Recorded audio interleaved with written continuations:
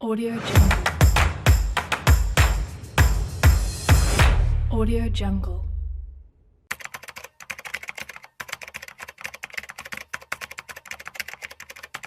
Banyak orang tua, guru, itu selalu mengeluh dengan istilah generasi Z. Bahkan anaknya dicap tidak tahu apa-apa. Mereka kaget tidak sama dengan orang tuanya, dasar generasi Z. Apa sebenarnya generasi Z itu? Nah, generasi Z itu adalah generasi yang lahir sesuai dengan ketentuan ya. Sekarang kita lihat gambar. Generasi Z itu adalah generasi yang lahir 1995 sampai 2009. Berarti sekarang orangnya sudah ya umur 15 tahun lah begitu atau lebih ya. Nah, diawali dari generasi The Builder itu sebelum 1946. The Builder ini peletak dasar sebuah negara atau sebuah bangsa yang berjuang. Kemudian ada Baby Boomers, itu 1946 sampai 1964. Itu adalah anak-anaknya pejuang, anak-anaknya para pendiri bangsa ya. Jadi waktu itu Perang Dunia II sudah selesai, sehingga semua orang kembali ke rumah, maka banyak lahir anak-anak, sehingga dinamakan baby boomers. Lalu ada generasi X. Generasi X itu 1965 sampai 1979. Dan generasi X ini sekarang sudah banyak yang punya cucu, sudah mapan ya. Lalu ada generasi Y, lahir 1980 sampai 1994. Nah, sekarang rumah tangga muda lah. Lalu ada generasi Z, itu 95 sampai 2009. Ada generasi A itu 2010 sampai 2024. Mengapa dinamakan generasi A? Karena setelah X, Y, Z kembali awal lagi A. Kemudian generasi setelah A yang tahun depan akan lahir ini ya, itu adalah generasi B. Generasi B itu nanti lahir 2025 sampai 2039. Lalu bagaimana sebenarnya sifat generasi Z?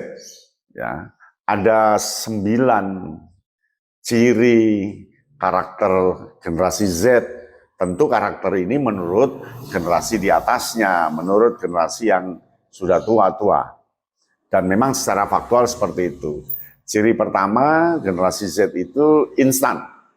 Jadi anak-anak generasi Z itu anak-anak yang sudah masuk dunia instan karena berbagai temuan yang sudah begitu ramai diawali dari jauh sebelumnya. Sehingga mereka cenderung instan. Contoh, instan masak, instan nyuci, sehingga sekarang anak-anak generasi Z itu sudah tidak mau cuci sendiri karena sudah ada mesin cuci, ada laundry, begitu. Lalu semuanya pokok serba instan. Dan instan itu menjadi sebuah kenikmatan bagi anak-anak generasi Z. Sehingga bagaimana orang tua, guru menghadapi anak-anak instan ini. Jangan dipaksa untuk masuk ke dunia proses karena dia tidak mengalami. Sehingga masukkan saja ke dunia penciptaan ya. Dunia penciptaan itu bagaimana dunia untuk kembali ke instan. Semuanya serba instan ya. Semuanya serba instan. Lalu yang kedua adalah generasi loncat. Instan tapi loncat. Jadi loncat. Ketika dia membuka HP-nya, dia bisa meloncat-loncat. Meskipun algoritmanya sama ya, tapi dia sering meloncat berdasarkan selera. Pekerjaannya bisa ganti-ganti karena senang meloncat. Yang penting sesuai dengan hatinya, dia di situ nggak sesuai pindah, sesuai dengan hatinya nggak sesuai pindah. Nah, anak generasi Z itu loncat, ya. Nah, yang ketiga anak generasi Z itu selektif. Jadi dia sangat selektif dengan pemandangan, sangat selektif dengan tempat selfie, sangat selektif dengan gambar, sangat selektif dengan alamat-alamat di digital dan seterusnya. Dia sangat selektif. Sehingga dia tidak mau umpama menerima guru yang itu terus, dia perlu ganti, dia perlu memilih guru itu. Hati-hati ya dengan anak generasi Z, karena dia selektif. Selektif itu tentu berdasarkan keinginan, hasrat, dan selera anak generasi Z. Nah, yang keempat anak generasi Z itu lemah fisik. Mengapa? Karena tidak pernah bergerak, jarang bergerak, senangnya duduk di tempat kopi, di kursi, di pojok, duduk lama begitu sehingga ototnya tidak pernah bergerak. Lalu anak-anak generasi Z ini rata-rata lemah fisik. Tangannya gemulai, kakinya gemulai, badannya gemulai karena memang tidak digerakkan dan ototnya tidak keluar. Sehingga hati-hati guru dan para orang tua jangan dipaksa untuk lari sekian jauh.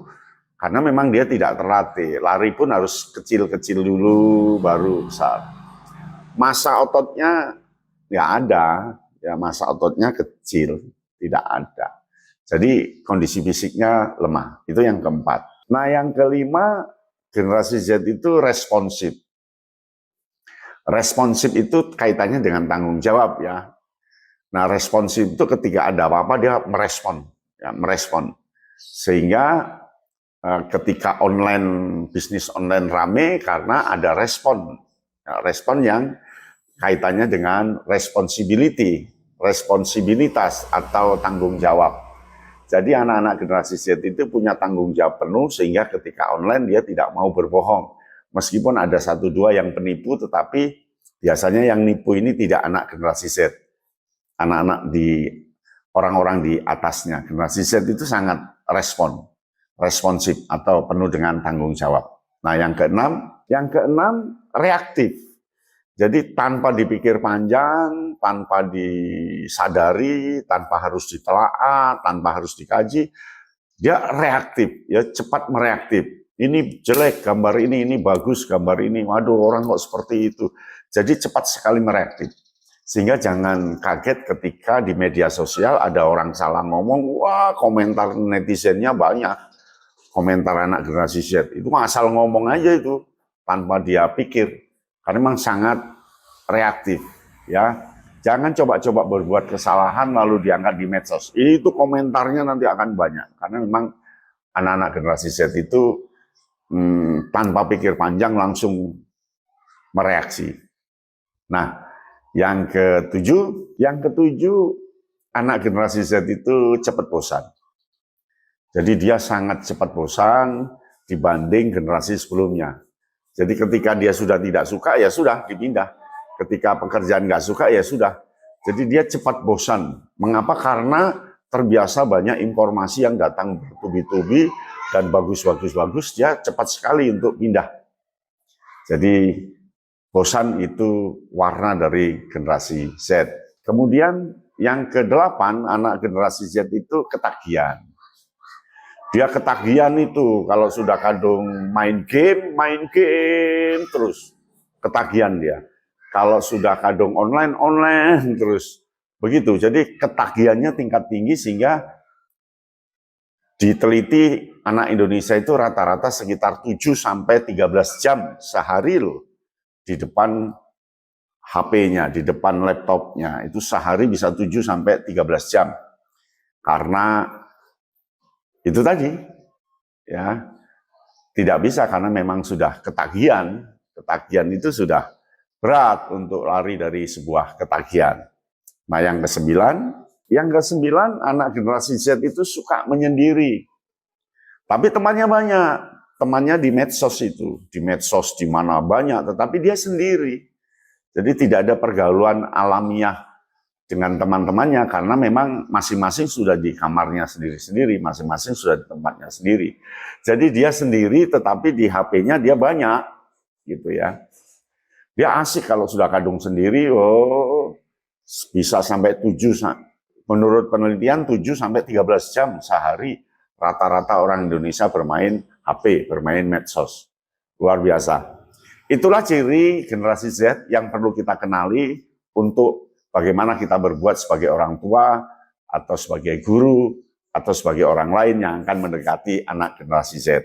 Bagaimanapun, tiap masa ada orangnya, tiap orang ada masanya. Jadi kita jangan gumunan, jangan sok heran, jangan sok mengeluh, dan jangan membandingkan dengan generasi kita, karena memang alamnya berbeda. Saya pikir itu. Audio Jungle. Audio Jungle.